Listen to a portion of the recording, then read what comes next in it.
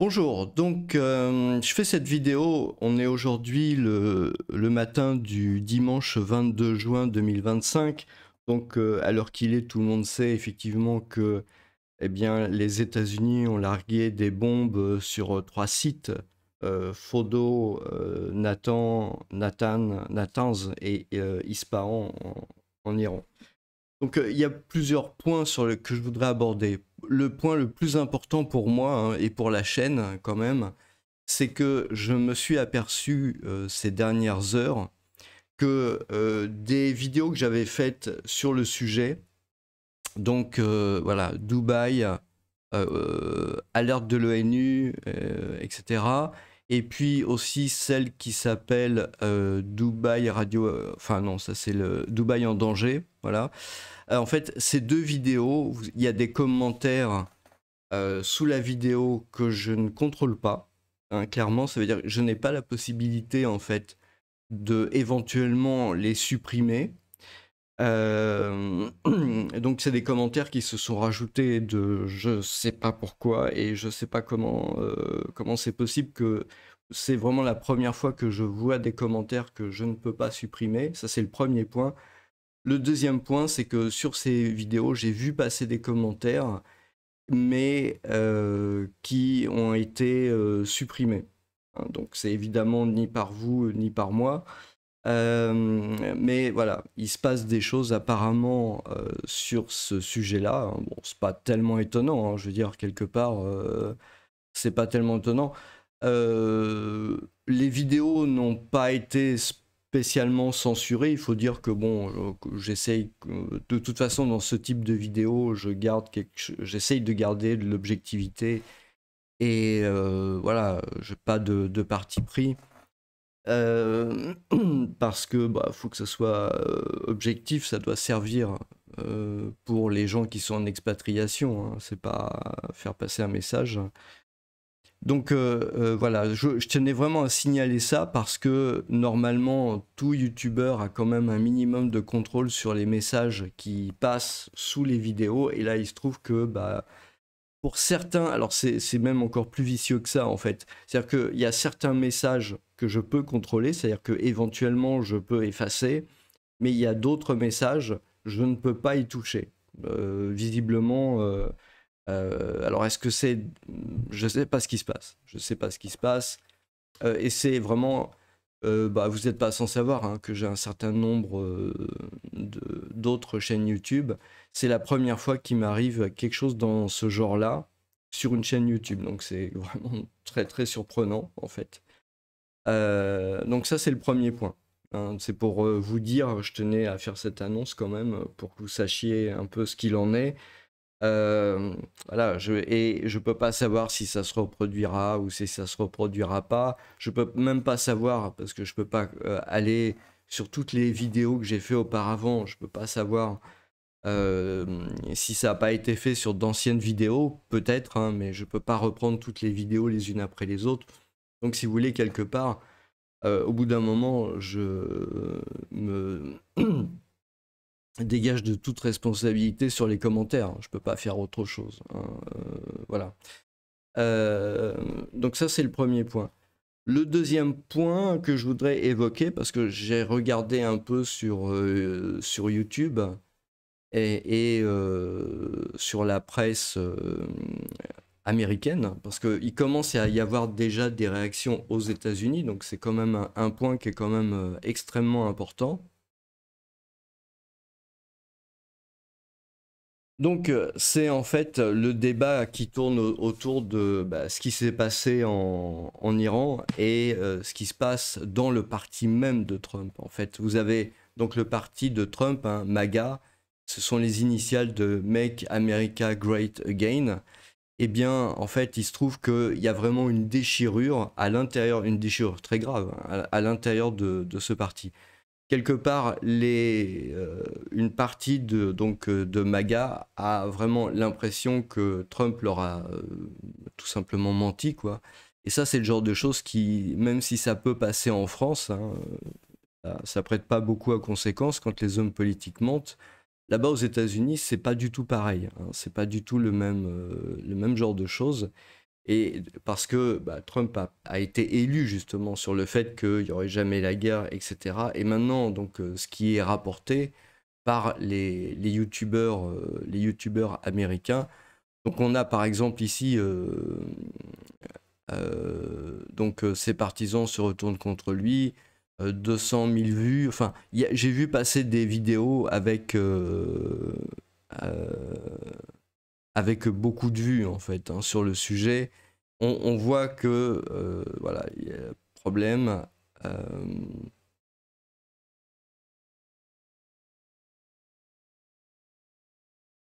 J'aurais voulu trouver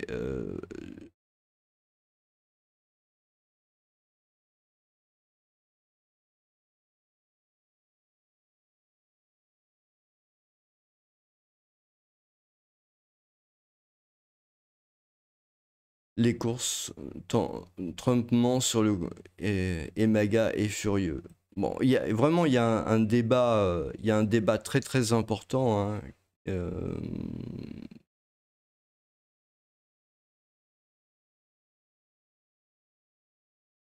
il y a un débat très important. Voilà, par exemple ça. Mais là c'est pas beaucoup de vues. Hein, mais bon, c'est aussi le matin quelque part. Hein, c'est-à-dire qu'aux États-Unis c'est quand même le matin, donc peut-être il n'y a pas encore vraiment beaucoup de vues. Mais en tout cas, c'est clair que ça va être ça va être une question importante. Hein. On le voit hein, sur toutes les. Voilà, il suffit de taper MAGA en fait, et on voit vraiment le.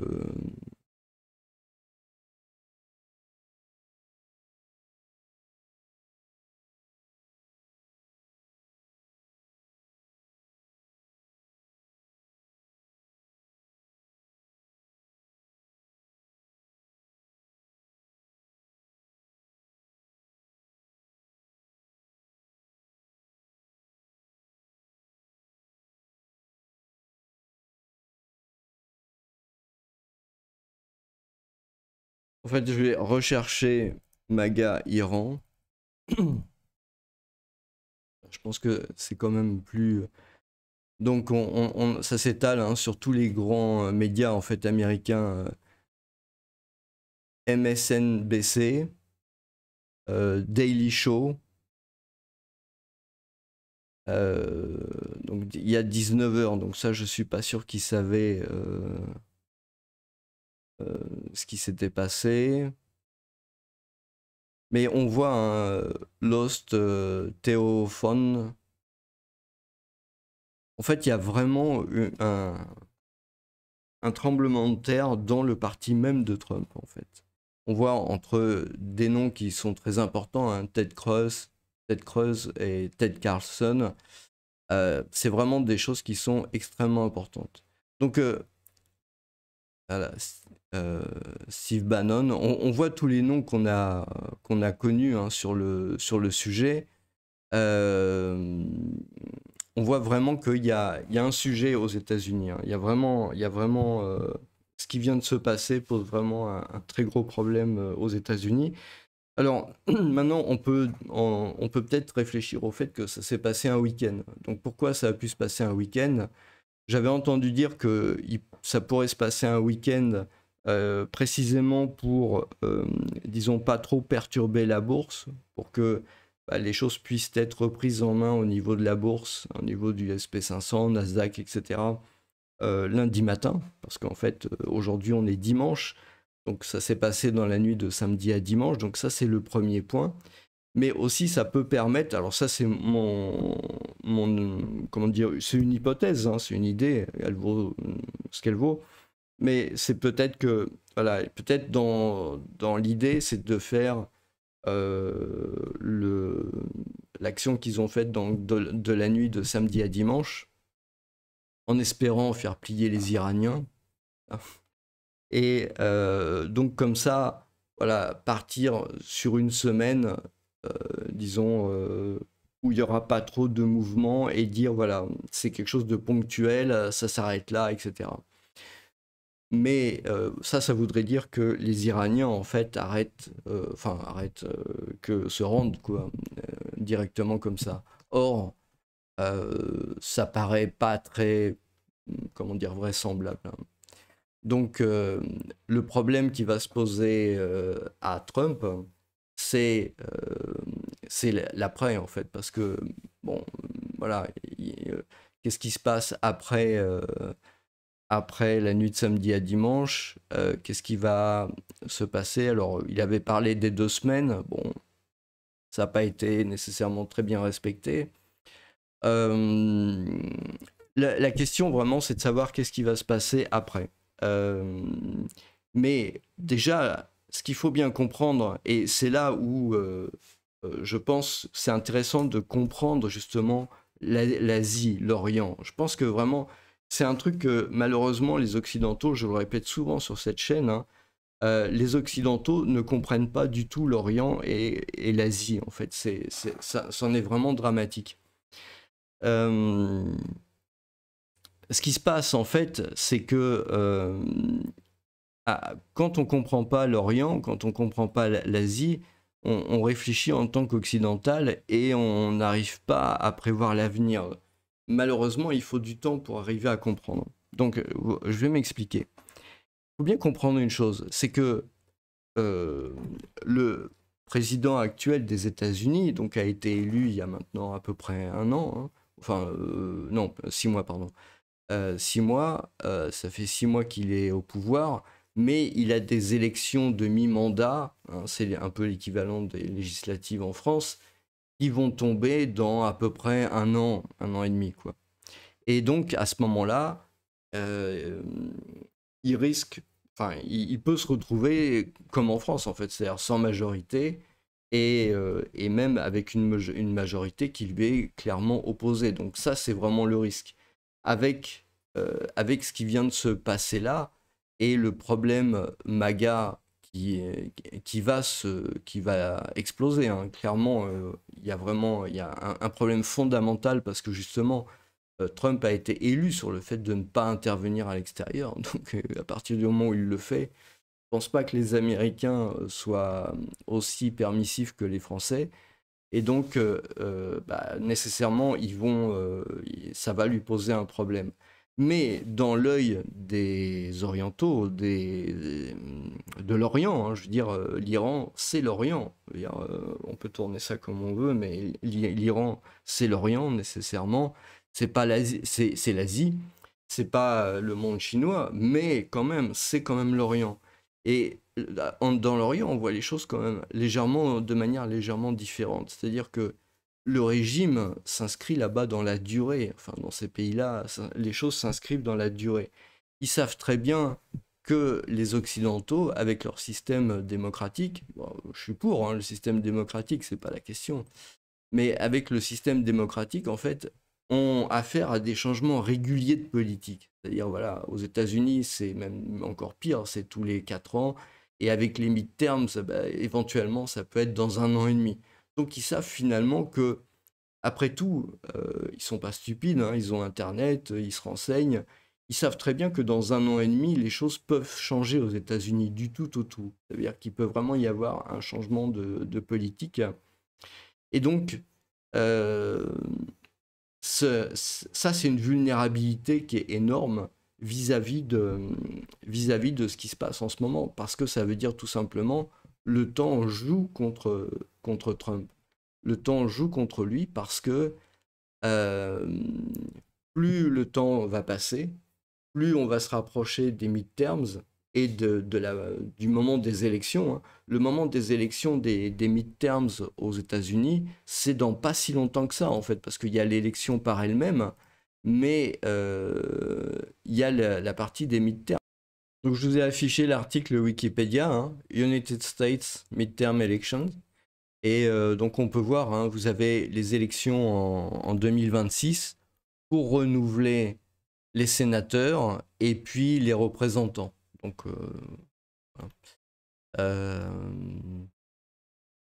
et donc ça doit avoir lieu en novembre, hein. Donc c'est ça, voilà, le 3 novembre, Election Day. Seulement, il faut bien savoir que ça, c'est le jour des élections. En fait, vous avez la campagne électorale qui commence bien avant. Je crois que c'est au mois de mars. hein, au mois de mars. Donc, c'est-à-dire dans un an, en fait, vous avez le démarrage de la campagne électorale pour les midterms. Donc, ça laisse très peu de temps, en fait. Ça laisse très peu de temps à comment dire, à cette histoire pour être finalisée.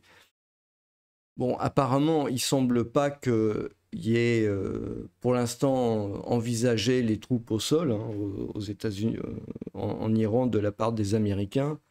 Euh, D'après ce que j'ai cru voir un peu à droite à gauche, en termes de troupes au sol, de toute façon, ça serait probablement une catastrophe parce que bah, il manque nécessairement de bases terrestres à partir de laquelle opérer, et donc ça serait vraiment euh, pas si simple que ça. Et les campagnes de bombardement n'ont jamais amené un changement de régime.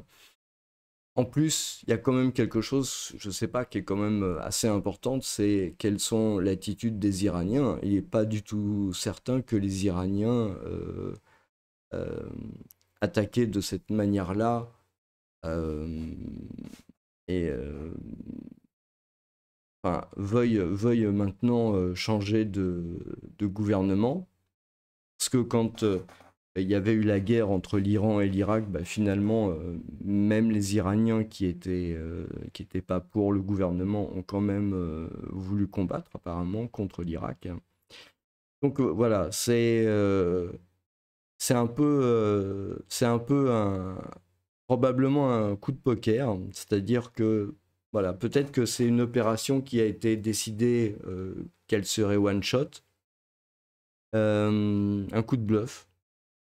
Et derrière, voilà. Maintenant, si les Américains devaient s'engager dans une campagne longue aérienne au-dessus de l'Iran, les conséquences, elles seraient comment dire, assez importantes parce que l'idée, c'est qu'il faut voir aussi quel serait leur potentiel utilisé. Si à ce moment-là, il y avait un autre point chaud dans le monde, un autre point chaud géopolitique, qu'est-ce qui se passerait? Parce que, par exemple, le porte-avions Nimitz, ils l'ont ramené de la mer de Chine pour le ramener près du Golfe. Euh, c'est un porte-avions qui est quand même qui arrive assez vite sur zone, mais quand même, enfin, je veux dire, c'est quand même une question assez importante. Maintenant, le troisième point, c'est sur l'effet des bombardements. J'en avais déjà parlé dans une vidéo précédente. En fait, donc il y a 3 sites qui étaient bombardés, en particulier Fordo. Bon, il semble que Fordo, les Américains aient utilisé leurs fameuses bombes euh, pour percer les bunkers. J'en avais déjà parlé et je vous avais déjà dit ce que j'en pense. Pour moi, il y a 2 solutions possibles en fait. Soit ça atteint vraiment leur objectif, c'est-à-dire que ça va détruire en profondeur et entre guillemets disperser le combustible, hein, parce que voilà. Et à ce moment-là, vous avez nécessairement des radiations en surface. Je veux dire, c'est pas possible autrement. Alors, ça veut dire que le régime iranien dise qu'il n'y a pas de contamination. Ça, c'est, je veux dire, quelque part, s'il y en a, il va pas le dire, hein. Me paraît relativement évident pour éviter d'affoler sa propre population, hein. Donc on ne peut pas savoir vraiment directement, hein, s'il y a ce problème-là. Éventuellement, on peut voir avec les vents qui parcourent l'Iran, autour de l'Iran, bah, s'il y a une augmentation de la radioactivité dans les zones voisines, en fonction des vents, qu'on peut aller voir maintenant d'ailleurs. Donc, l'application sur les vents, alors, c'est possible de remonter à dimanche 2h du matin. Hein, 2h du matin en Europe. Voilà. Donc après, vous pouvez faire. Donc là, on voit la ville de Com. En fait, le site se trouve juste au nord. Donc, vous voyez, il y a le... Ah ouais, quand même. Il y a le vent, en fait, qui descend du nord vers le sud, ici, déjà localement, pour commencer. Donc, si je me mets à 3 heures du matin, voilà, on voit pas beaucoup de changements. Dans la matinée, en fait, vers 8 heures, pareil, on a le vent hein, qui est plus ou moins vers le sud, donc ça se dirige droit éventuellement hein, vers la ville de Com. Ensuite, vers 9 heures, ça pourrait passer sur le côté. 13 heures, là, pour le coup, ça remonte un peu vers le nord. 15 heures, là, voilà, c'est un peu chaotique. C'est dans cette zone-là, en fait. Éventuellement, hein, moi je vous dis, je pars. Et là, on est vers le sud. Donc ça veut dire que on voit qu'il n'y a pas beaucoup finalement de vent tout à fait alentour. Hein. Il faut dire que bon, il y a les montagnes hein, qui sont là, etc. Donc sur la ville de Com, en fait, on voit que ça serait s'il y avait des radiations, des poussières et tout ça, la ville, elle serait quand même en première ligne, hein, parce qu'elle est vraiment on peut agrandir hein, tout à côté du site. Je crois que c'est à 60 km si mes souvenirs sont exacts. Donc la ville de Com, voilà. Et on a des petites montagnes qui se trouvent ici. Je crois que c'est par là, il me semble.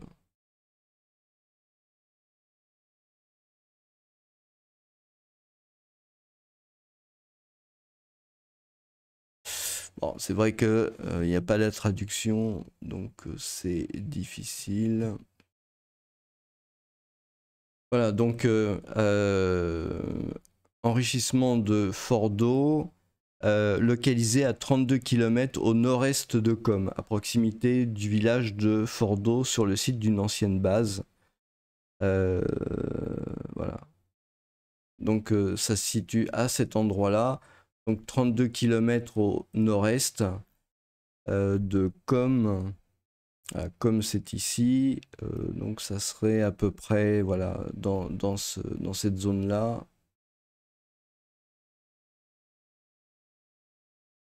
Ah, bon, c'est pas...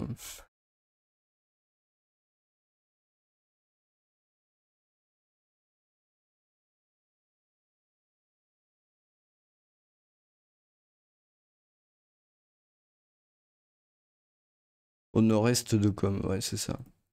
Donc ça a pas l'air très clair quand même, hein. Je dois avouer que voilà, ce qui est donné par Google Maps, situe Fordo au sud, alors que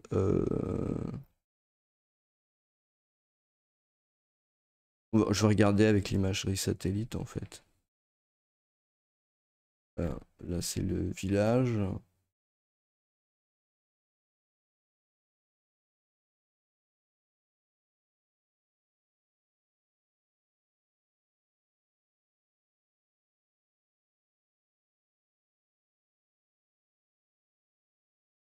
Bon bah finalement je pense que il y avait une erreur en fait dans la vidéo précédente. En fait le site se trouve au sud de Com en fait. Hein. Parce que j'ai regardé là dans Le Monde et en fait c'est une erreur de Wikipédia.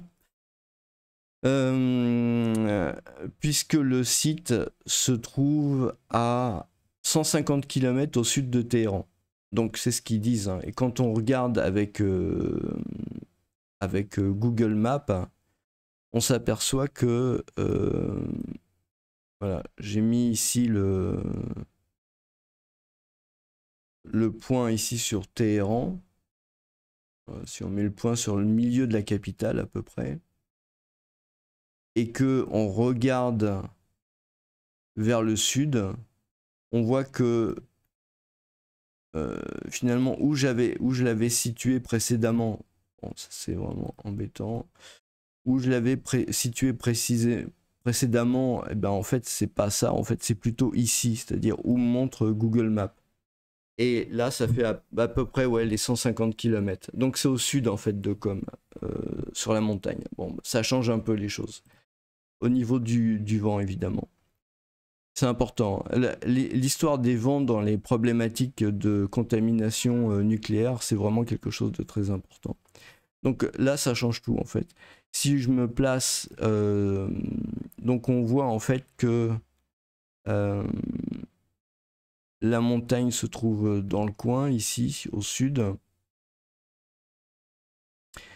Donc finalement, la ville de Com a quand même de la chance, hein, puisque le vent, il va comme ça, et là, il n'y a pas trop de vent, ce sont les montagnes, donc ça va. On voit que là, on a du vent qui vient de l'est, donc là aussi, hein, a priori, il y a le vent qui pousse dans ces zones-là, hein.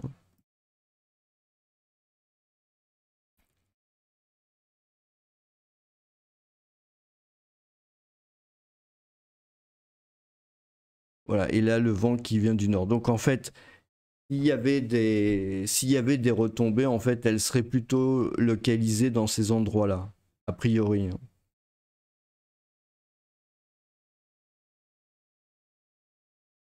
Ou sur le côté, comme ça. Donc voilà. Ok, donc ça c'est le point sur les retombées. Euh, donc la question en fait quand on parle de retombées, donc ça c'était le premier point. Les retombées. Est-ce qu'il y a des retombées? Euh, S'il y a des retombées, ça veut dire quelque part que l'opération a dispersé en fait tout le combustible. Voilà. Et donc, bah, ça va être impossible de réutiliser ça pour créer une bombe atomique. Par contre, si il n'y a pas de retombée, ça veut dire si vraiment le, comment dire, le matériau, l'uranium est resté confiné dans la montagne, hein, parce que les bombes ont explosé au-dessus, donc ont écrasé les tunnels, les souterrains, tout ça, voire même éventuellement l'endroit où se trouvent les centrifugeuses. Si ça a écrasé tout ça, en fait, ça veut dire que le combustible éventuellement se retrouve toujours, le combustible se retrouve toujours en fait quelque part sous forme compacte, hein, sous forme dans la partie, dans une grotte qui va être enfouie. Donc, et il est enrichi. Il est déjà enrichi. Donc, si il était enrichi par exemple à 80%, bah, il se retrouve. Alors peut-être ça peut diminuer un peu parce que peut-être ça a pu se remélanger avec l'uranium non enrichi, enfin la partie non enrichie. Ça, je ne connais pas trop les détails. Mais le truc, c'est que c'est disponible là. Donc ça veut dire que même si, en fait, même si l'accès au site est interdit pendant, je sais pas, quelques mois, voire peut-être pendant quelques années, le fait de percer un tunnel, un autre tunnel pour arriver sur place et pour extraire bah, l'uranium et pour enrichir ce qui reste à enrichir, c'est pas nécessairement très compliqué à faire. Donc voilà, ça c'est vraiment un point extrêmement important. Ou alors, il faut vraiment que les Américains déversent énormément de bombes à forte pénétration sur le site pour vraiment empêcher ça. Le problème, c'est que déjà, ils en ont pas énormément, hein, je crois. Et puis, le problème aussi, quand même, c'est que une longue campagne vers l'Iran comment dire, euh, les empêcherait en fait d'avoir cet armement-là serait nécessairement dépensé pour l'Iran et pourrait pas servir ailleurs. Et donc, quelque part, il y a un risque d'affaiblissement. Si les Américains n'ont pas fourni les armements nécessaires à l'Ukraine, peut-être que c'est parce que ils en ont pas les moyens. Donc c'est peut-être ça aussi le problème.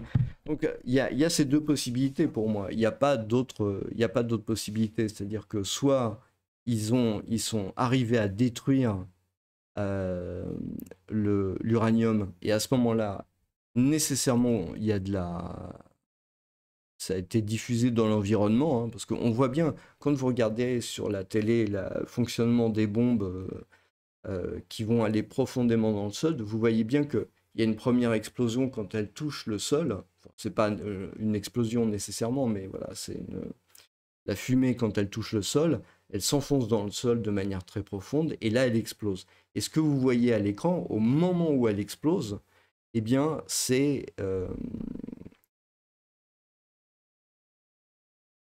donc là, vous en avez un exemple sur cette image, hein, c'est-à-dire vous avez la bombe qui pénètre et puis après qui explose.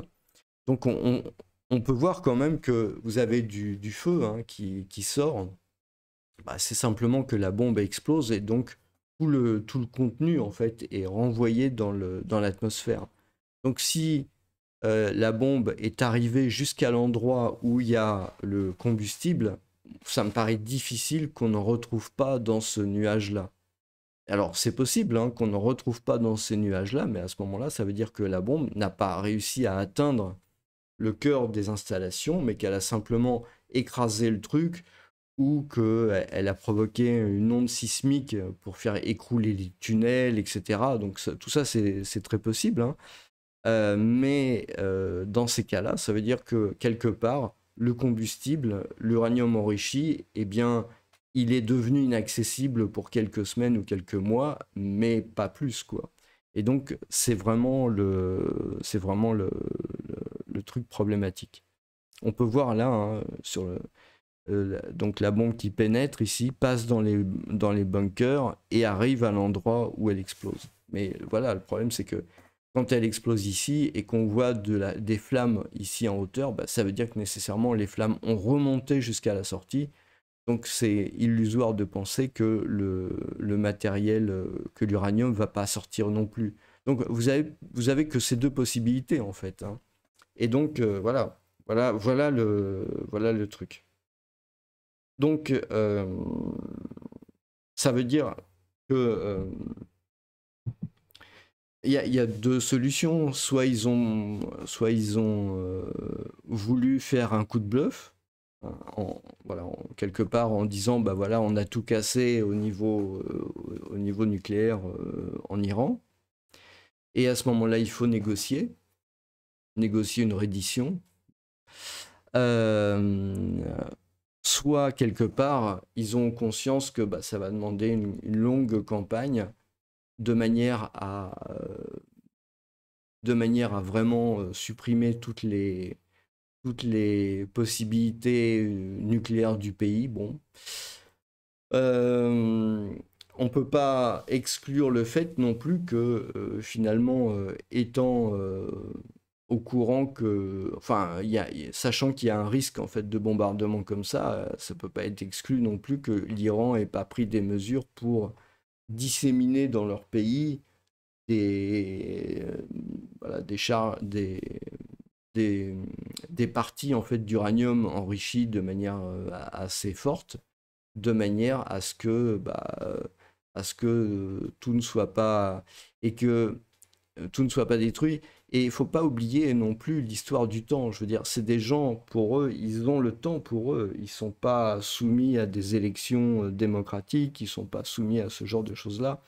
Donc ils ont tout le temps pour eux. Et ils peuvent très bien envisager de dissimuler. D'ailleurs, quelque part, euh, si on, en fait, on s'aperçoit qu'avec un enrichissement à 80%, qui leur a pris des années, etc., euh, ce sont des choses de longue haleine, en fait. On se rappelle, hein, il y avait des vidéos qui montraient que il y avait des discours à l'ONU et des gens qui déjà, avant l'an 2000, en fait, expliquaient que le programme nucléaire était proche d'arriver, etc. Donc on voit bien que quelque part, ce sont des investissements sur des années, en fait, des dizaines d'années. Donc le truc, c'est que Euh, Même une campagne, on peut vraiment se poser, qui serait pas au sol, hein, parce qu'en fait c'est ça le fond du problème. Je veux dire, à partir du moment où ils veulent pas aller envoyer des soldats au sol, je vois vraiment pas comment ils peuvent arriver à. Donc ça veut dire à ce moment-là, si on se situe dans la deuxième option, ça veut dire nécessairement une guerre longue, hein, une guerre longue avec tout ce que ça implique au niveau économique, etc., quoi. Alors, est-ce qu'il y aurait fermeture du détroit d'Ormuz? C'est quand même une question importante et euh, bon, évidemment, je veux pas, comment dire, présupposer, mais pour le détroit d'Ormuz, en fait, euh,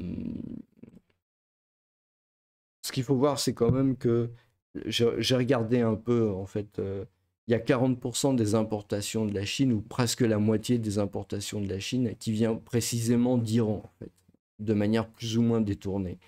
Donc, et en fait, l'Iran livre pratiquement tout son pétrole à la Chine, pratiquement 90%, quelque chose comme ça. Donc, il y a des liens qui sont extrêmement forts entre la Chine et l'Iran.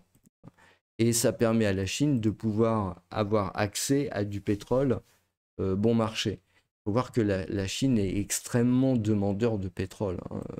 C'est probablement, si c'est pas le premier, en tout cas c'est le deuxième consommateur de pétrole au monde. Donc c'est vraiment très très très important. Maintenant, en 2025, il y a évidemment beaucoup de voitures, il y a énormément de transformations de l'énergie qui sont basées sur le pétrole. Donc pour l'économie chinoise, c'est vraiment quelque chose d'assez vital. S'il y avait une coupure de l'approvisionnement en pétrole de l'Iran vers la Chine, ça serait une catastrophe économique pour la Chine. Euh, alors, on parle éventuellement qu'il pourrait éventuellement se rabattre sur le Brésil, voilà. Mais le Brésil fournit déjà 40% de sa production à la Chine. Donc, la Chine est vraiment un pays qui prend beaucoup de pétrole, beaucoup d'énergie. Euh, le truc, c'est que je vois pas, enfin, bah, ça c'est une hypothèse, hein, je vois pas l'Iran quand même s'en prendre au détroit d'Ormuz dans ces conditions-là. C'est-à-dire que quelque part, ils se vraiment tireraient une balle dans le pied eux-mêmes en coupant le détroit d'Ormuz. Parce que s'ils coupaient le détroit d'Ormuz, même en laissant passer les navires pour la Chine, je pense pas qu'à ce moment-là, les États-Unis laisseraient faire. Et donc, voilà, ça serait vraiment une problématique. Mais c'est quand même un point qui est important à regarder, hein, un point qui est important à surveiller. C'est-à-dire que à partir du moment où il y aurait un problème au niveau de la livraison, on va dire, du pétrole iranien vers la Chine, voilà, c'est comme ça qu'il faut présenter les choses. À ce moment-là, il y aurait clairement un gros problème économique en Chine. Et donc, à partir de ce moment-là, des répercussions très importantes sur l'économie mondiale et sur l'économie asiatique, et aussi sur la stabilité géopolitique en Asie même, hein. Euh, donc, faut bien voir quand même. Alors, les Chinois en sont quand même pas au niveau de dépendre à ce point-là du pétrole, quand même.